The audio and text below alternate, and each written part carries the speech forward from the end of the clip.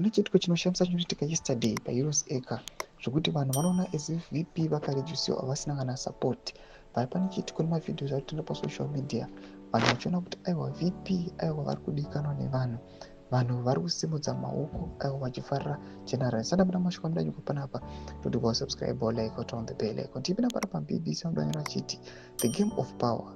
Chiwenga used today's event at Heroes Yard to show his political power to Mnangagwa, those who are pushing for 2030 and those who think he was being wicked.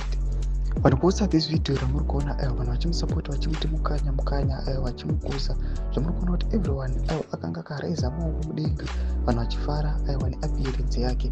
Panapa nekuzonyendera mberi vachiti the situation was something else. ZANU-PF ordinary civilians, uniformed soldiers, and even those police officers who were controlling the crowds could not hide their joy to express their feelings towards General Chiwenga. A must watch and retweet video ndo mashoko anotaura pathis video ramuri kuona kuti aiwa panguva ino yamuri kuona kuti aiwa nenhau yesuccession battle iri kuitika. Panapa toona kuti kunyange Chiwenga achiluza maallies muchiona mamwe vakatsakatika, toona vamwe vakafaiwa, but this event yanoratidza kuti aiwa VP vachiri neinfluence nokuda kwekuti aiwa kune mamwe maofficers, kune mamwe maarmy generals, kune vamwe vakomana varimo muZANU-PF Politburo aiwa vari kutofarira mukanya vakauya vachimusapota. Tudze mafungiro enyu mutidii pamusoro pechiitiko ichi.